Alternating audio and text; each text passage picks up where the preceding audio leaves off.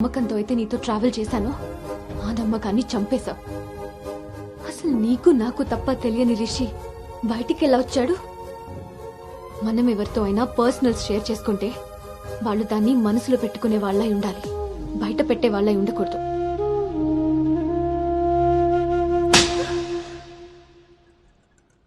అసలు ఏంటి నీ ప్రాబ్లం? నువ్వే. నీ మాటలే నాకు ప్రాబ్లం, నీ నవ్వే నాకు ప్రాబ్లం. తేజు, నువ్వు నా ఫ్రెండ్ అంతే. ఫ్రెండా? నీకో విషయం తెలుసా గౌతమ్, నీతో ఫ్రెండ్షిప్ చేశాకనే నిన్ను లవ్ చేయలేదు, నిన్ను లవ్ చేశాకే ఫ్రెండ్షిప్ చేశాను. నేను నిన్ను లవ్ చేస్తున్నానని నీకు తెలిసి కూడా నువ్వు నన్ను లైట్ తీసుకున్నావు. అయినా నేను మాత్రం సీరియస్గా ఫాలో అయ్యాను, సిన్సియర్గా లవ్ చేశాను. ఎంతలా అంటే నువ్వు పల్లవితో రిలేషన్షిప్లో ఉన్నా కూడా నువ్వే కావాలి అనుకునేంత. నువ్వు పల్లవితో స్పెండ్ చేసిన ప్రతి మూమెంట్ నాకు చెప్తుంటే పెయిన్ ఫీల్ అవుతూ కూడా దాన్ని తట్టుకోగలిగానేమో, కానీ నీ పైన ప్రేమను చంపుకోలేకపోయాను. ఇంకా ఇలా ఎన్ని రోజులు గౌతమ్? నా వల్ల కాలేదు. మా పేరెంట్స్ ఊరు నుండి రాగానే మీ పేరెంట్స్తో ప్రపోజల్ పెట్టిద్దామని మీ అంకుల్ నెంబర్ తీసుకున్నాను. కానీ నేను నిన్ను నోవోటల్ దగ్గర డ్రాప్ చేసి వస్తుండగా వేరే దారి కనిపించలేదు. నీ లవ్ కోసం నువ్వెంత సఫర్ అయ్యావో నా లవ్ కోసం నేను అంతే సఫర్ అయ్యాను.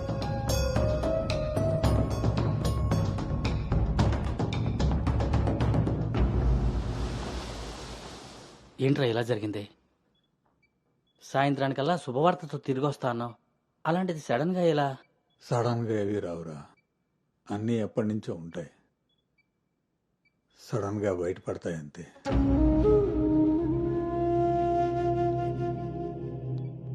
ఇప్పుడు ఎలా ఉందండి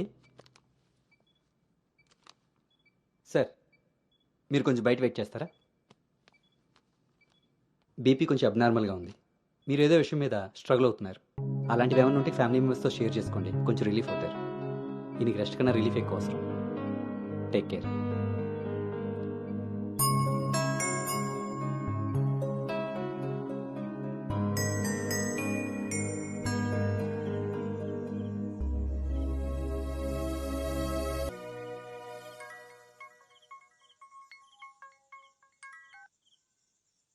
భార్గవి,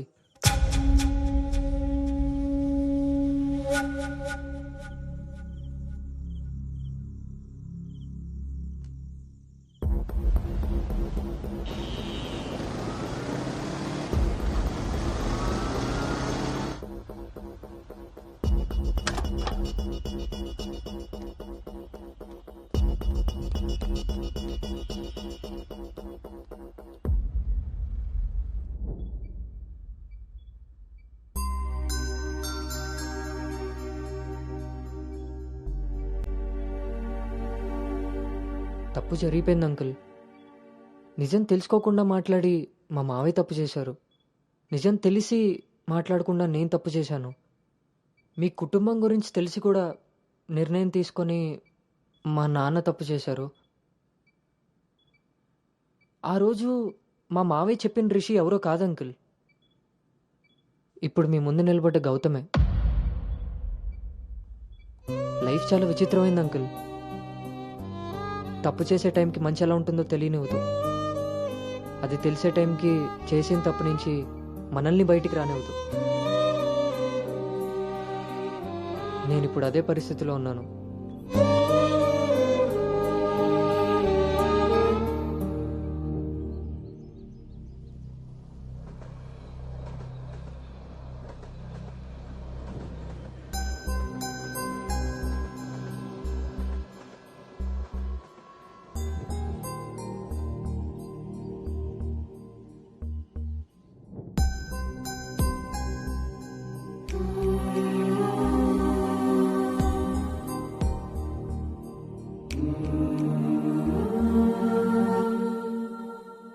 అమ్మాయి విషయంలో తప్పు జరిగిందని తెలిసాక కోపాన్ని ఆపుకోలేకపోయాను. మీ విషయంలో తప్పు చేశానని తెలిసాక మీ ముందు తలెత్తుకోలేక నిలబడ్డాను.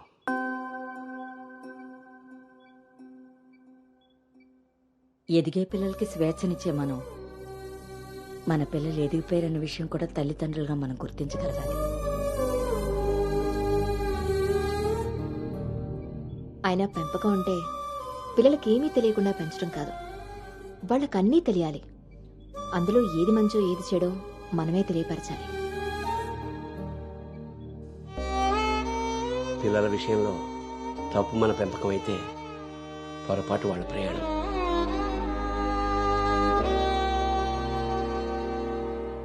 మనం మోస్తున్న పల్లెకిలో కూర్చున్నది మన పిల్లలు. వాళ్ళు బాధ పెట్టారని దింపేయగలవా? మనం బాధపడ్డామని వాళ్ళని వదిలేయగలవా?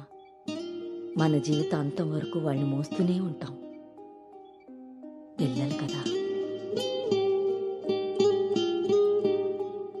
మనం ఒకరినొకరు అర్థం చేసుకున్నాక ఇంకా కావాల్సింది కన్నీళ్లు కారణాలు కాదు.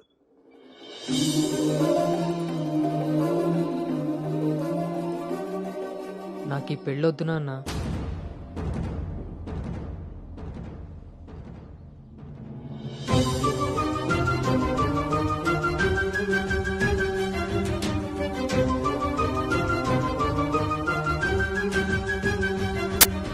అసలు ఇది ఎలాంటి పెళ్ళమ్మా? పెద్దలు కుదిర్చి పిల్లల ఇష్టంతో జరుగుతున్న పెళ్ళ, లేక పిల్లలే ఇష్టపడి పెద్దల్ని ఒప్పించి చేసుకుంటున్న పెళ్ళ?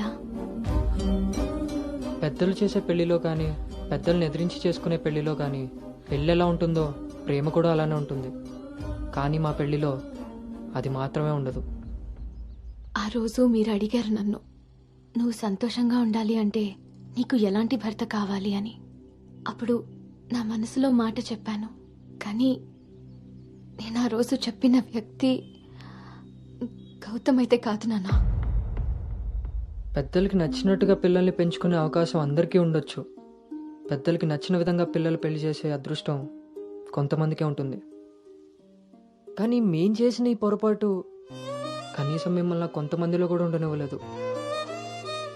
ఆ రోజు పెళ్లి చూపుల్లో ఒకరికొకరు ఎదురుపడలేకపోయినా మేము ఈరోజు ఒకరితో ఒకరు జీవితాన్ని ఎలా పంచుకోగలమమ్మా? ఇదంతా విన్న తర్వాత కూడా మీరు ఈ పెళ్లి చేయాలనుకుంటే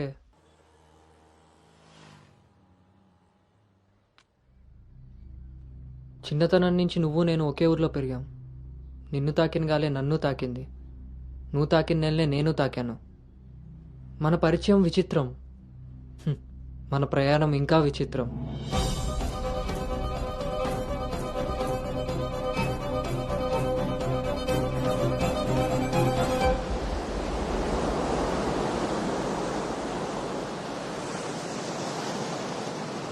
నీకు తెలియని విషయం ఏంటంటే మన పెళ్లి చూపులప్పుడు నేను నిన్ను చూశాను. ఎవరితో అయితే అలాంటి రిలేషన్లో ఉన్నానో తననే పెళ్లి చేసుకోబోతున్నానని టెన్షన్తో పారిపోయాను. తర్వాత మళ్ళీ కలవకూడదు, కనీసం ఎదురుపడకూడదు అనుకున్నాను. కానీ మన మనసులు మనల్ని కలపకపోయినా పరిస్థితులు మనం మళ్ళీ ఎదురుపడేలా చేశాయి. మనం కలిసిన ఈ కొన్ని రోజులే నా మనసులో ఉన్న ఫీలింగ్స్ని నేను అర్థం చేసుకునేలా చేశాయి.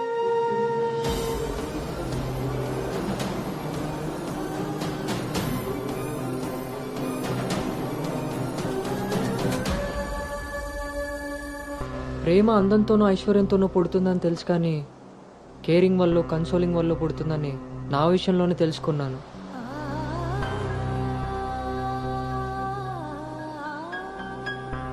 అసలు నీకు నాకున్న సంబంధం ఏంటి? ఎప్పుడు కలుద్దాం, ఎక్కడ కలుద్దాం? మరి అలాంటప్పుడు నీ స్ట్రగుల్ని నేనెందుకు ఫీల్ అవ్వాలి? ప్రతి క్షణం దాన్ని గుర్తు చేసుకుంటూ నేనెందుకు స్ట్రగుల్ అవ్వాలి? ఈ ఫీలింగ్స్ అన్నిటికీ అర్థం ప్రేమ.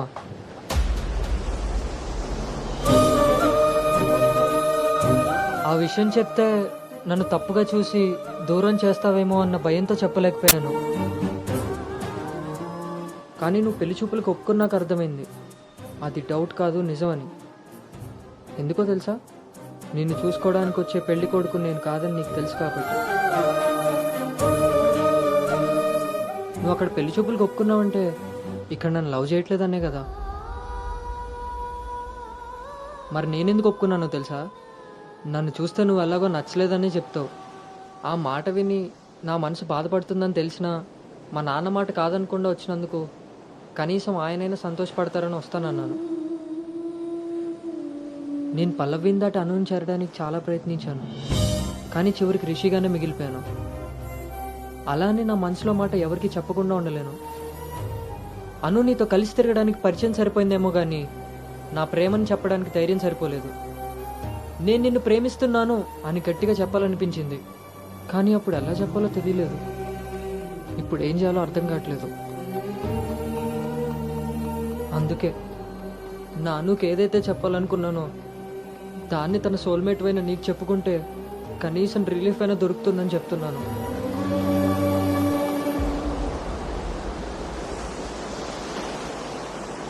I love you Anu. I love you Anu. I love you అను.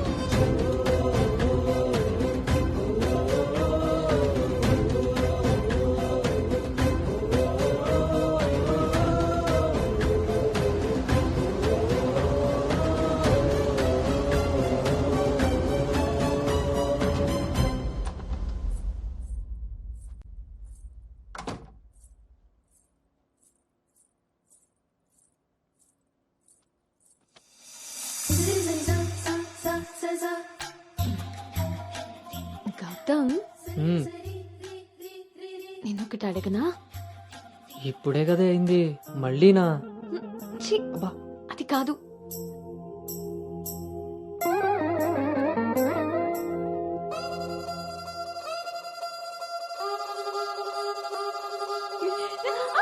ఏ జాగ్రత్త.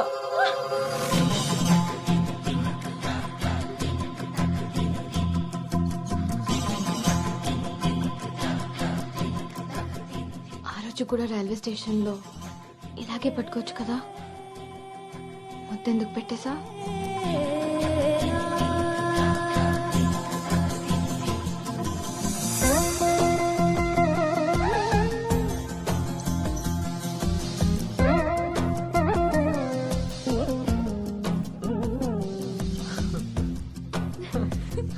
గౌతమ్ ఆగు. అను అను ప్లీజ్, ఇప్పుడు వద్దు. ఇప్పుడు కాక ఇంకెప్పుడు?